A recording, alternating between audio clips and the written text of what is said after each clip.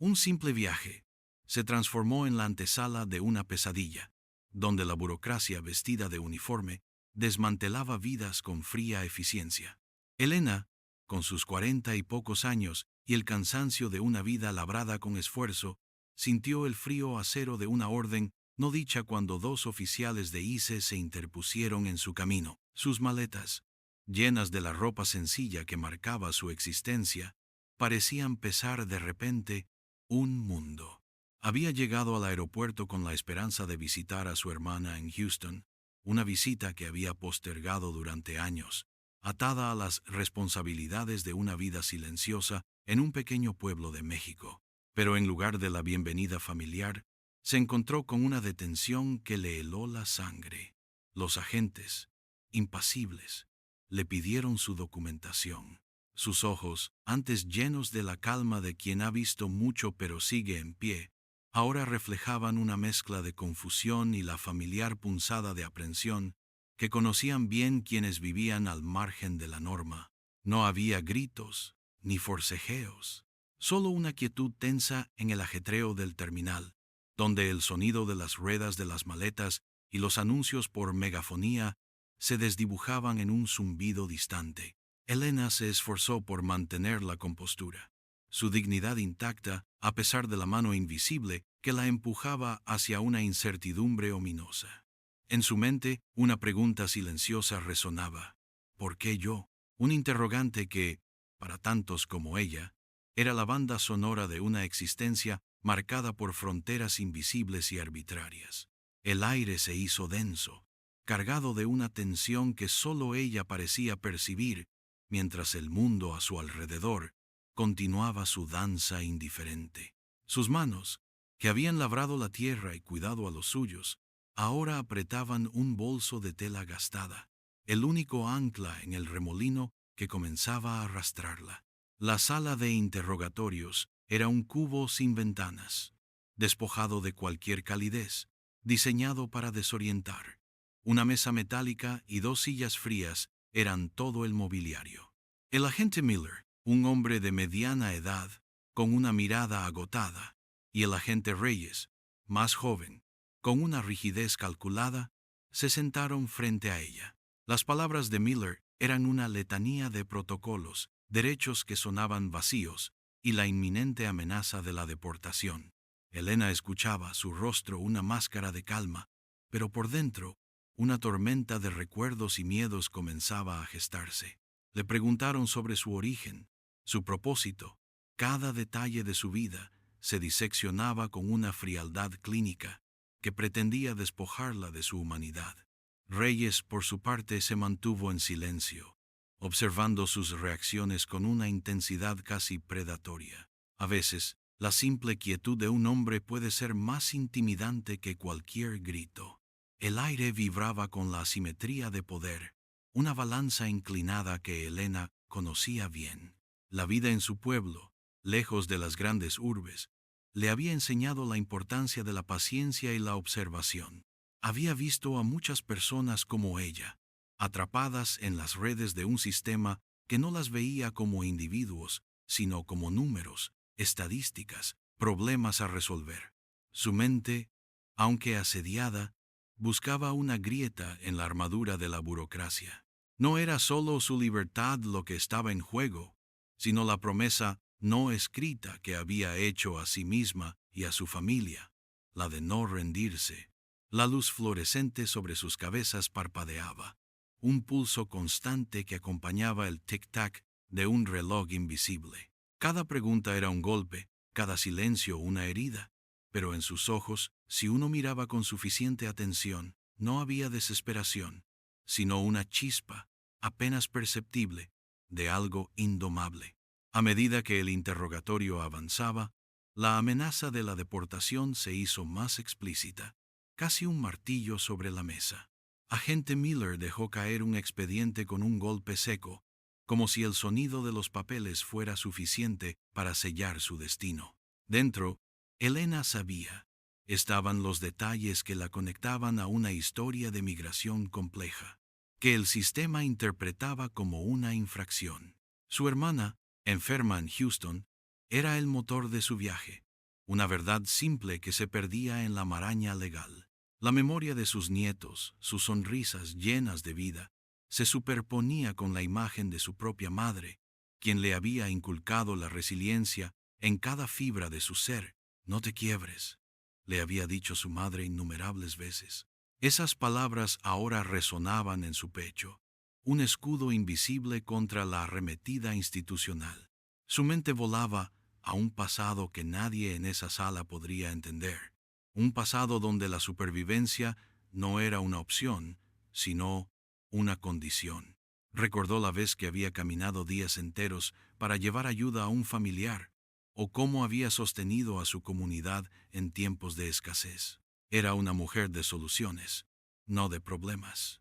La frustración y la rabia contenida crecían en su interior, una brasa que se negaba a extinguirse. Era la ira de ser vista como una amenaza, cuando toda su vida había sido una de servicio y discreción. Sentía la injusticia pesándole en el alma, una carga tan real como el peso de sus hombros. Cada frase de los agentes era un recordatorio de la brecha entre su realidad y la que el sistema intentaba imponerle. Pero en medio de esa presión, algo se afianzaba, una determinación férrea, nacida de la adversidad y la necesidad de proteger lo que aún le quedaba. Los agentes cambiaron de táctica. La voz de Miller se hizo más dura, menos burocrática, más personal. Señora, entendemos su situación, pero las reglas son las reglas. Tiene que entenderlo. No podemos hacer excepciones. Si coopera, el proceso será más rápido, menos doloroso. La palabra cooperar sonó a rendición, a la entrega de una dignidad que había tardado una vida en construir. Elena sintió cómo la presión la envolvía, intentando sofocar cualquier atisbo de esperanza. Era un baile que ella conocía. La autoridad intentando imponer su voluntad, minando la moral del otro hasta que no quedaba nada. Pero dentro de ella, la llama de su determinación parpadeaba, lejos de extinguirse. En lugar de encogerse, su espalda se enderezó imperceptiblemente. Sus ojos, aunque cansados, adquirieron un brillo que no pasó desapercibido para el agente Reyes, quien por primera vez despegó su mirada del expediente para observarla con una curiosidad inesperada. Elena dejó que el silencio llenara el espacio, permitiendo que la atmósfera se cargara con su propia resistencia. No había lágrimas, no había súplicas, solo una quietud que hablaba de una fuerza interior. La hipocresía en las palabras de Miller, la falsa empatía camuflada de amenaza, se hizo evidente para ella. Era una manipulación, un intento de quebrar su espíritu. Pero en ese preciso instante, algo se agitó en su memoria, un recuerdo latente, una conexión que había permanecido dormida. Un pensamiento audaz, casi irracional, cruzó su mente, una última y desesperada jugada que podría cambiar las tornas. Era una apuesta arriesgada, pero ¿qué más tenía que perder? El aire en la sala se hizo más espeso, preñado de la decisión que ella estaba a punto de tomar. Elena levantó la vista, sus ojos fijos en los de Miller, una determinación férrea anclada en su mirada. Su voz, aunque apenas un susurro, cortó el silencio como un cuchillo. Tengo una llamada que hacer.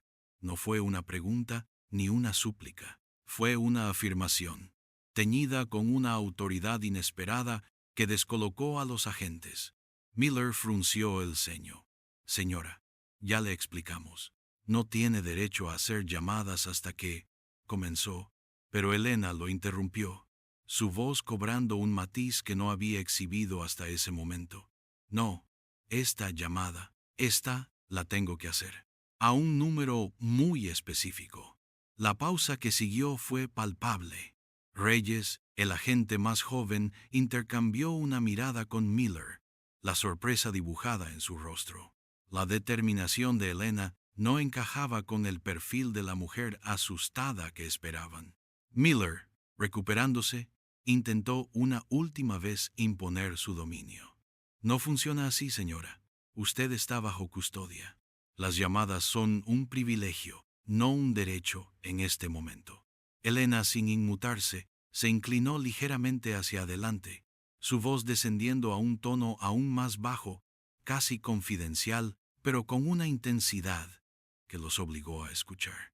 Necesito un teléfono seguro y necesito llamar al Pentágono.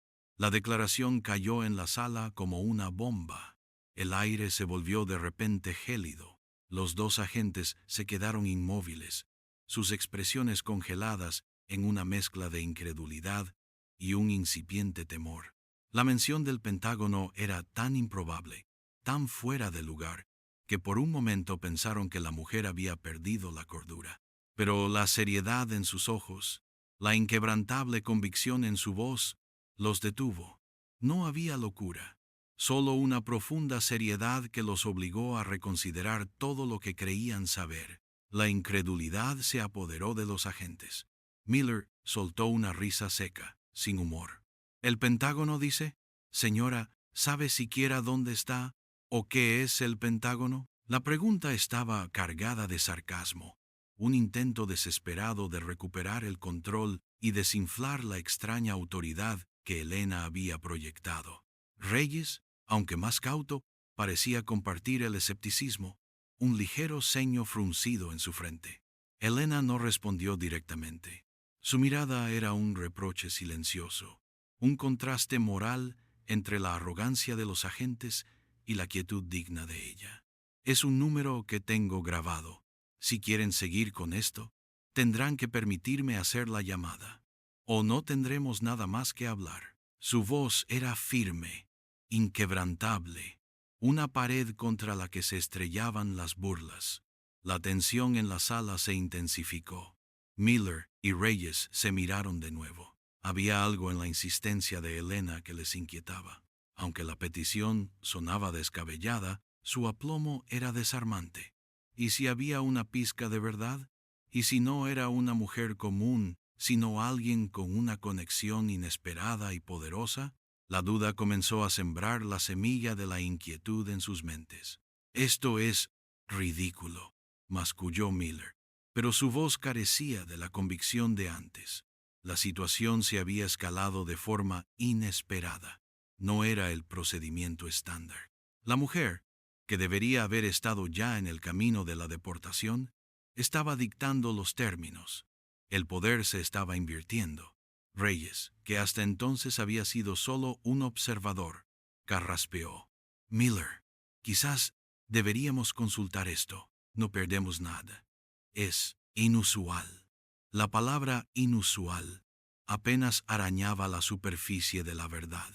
Era una situación sin precedentes en su experiencia, un desvío abrupto del guión habitual. La solicitud de Reyes, aunque a regañadientes, fue suficiente para que Miller cediera, al menos un poco. La burocracia, aunque rígida, a veces se doblegaba ante lo inusual, especialmente cuando el riesgo de un error costoso superaba la inconveniencia de la curiosidad. Elena fue trasladada a una oficina más grande, donde un supervisor de IS, un hombre de rostro duro y traje impecable llamado agente Valdés, los esperaba. Valdés escuchó el relato de Miller con un escepticismo apenas velado, sus ojos escrutando a Elena con una intensidad que buscaba la fisura, la debilidad. ¿El Pentágono?, dice la señora. Su voz sonaba como el filo de una navaja, cortante, desafiante. ¿Y qué conexión podría tener usted, señora, con el Pentágono? Era una confrontación directa, una prueba de voluntad. Elena lo miró a los ojos, sin parpadear. No había en ella ni desafío ni sumisión, solo una calma perturbadora. Tengo información, dijo, su voz tranquila pero firme. Información sensible y vital que solo puedo comunicar a un contacto específico allí. La palabra sensible resonó en la sala, cargando el aire con un peso inesperado. Valdés, un veterano curtido en 1000 interrogatorios, sintió un atisbo de inquietud.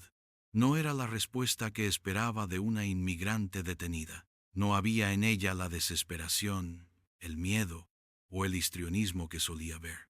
Había una verdad inquebrantable en su compostura.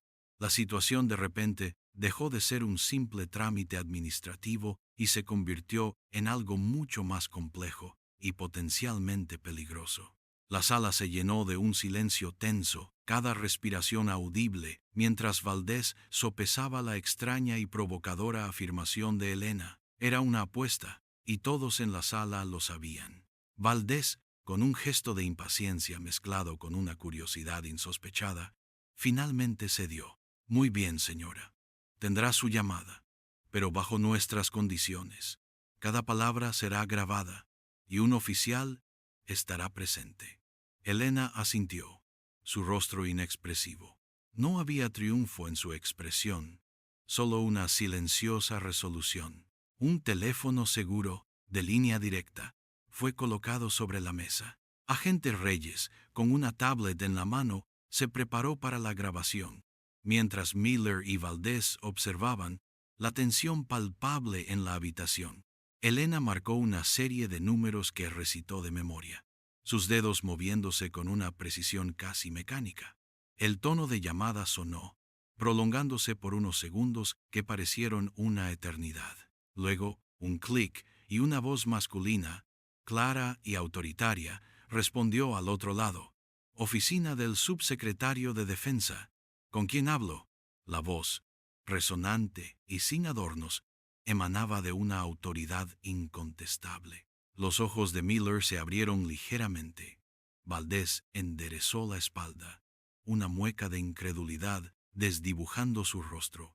Elena, con una voz que a nadie se le hubiera ocurrido asociar con una mujer detenida por inmigración, respondió en un español impecable, con un acento que denotaba una educación esmerada y un pasado insospechado.